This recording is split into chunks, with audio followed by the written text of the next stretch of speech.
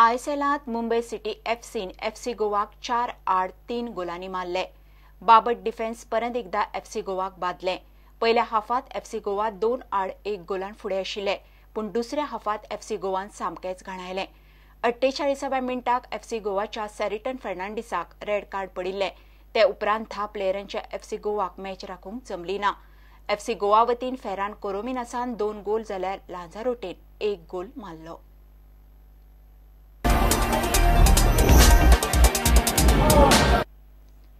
गोयचो शादाब जाकाती अंदूच्या आयपीएलात अनसोल्ड। आयपीएलात अनसोल्ड उरपाची ही ताची दुसरी फावट।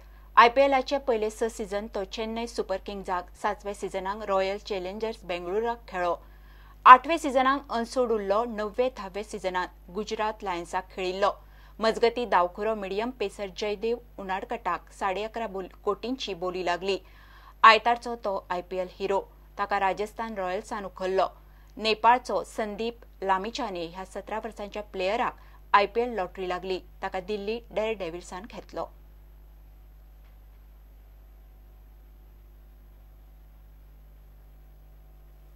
हे बुलेटिन हांगा सोंपता। ह्यो खबरो तुमकां प्रुडंट व्हॉट्सएप, ट्विटर, फेसबुक आनी प्रुडंट वेबसायटीचेर लायव्ह मेळटात। प्रुडंटाक फॉलो करात। नमस्कार।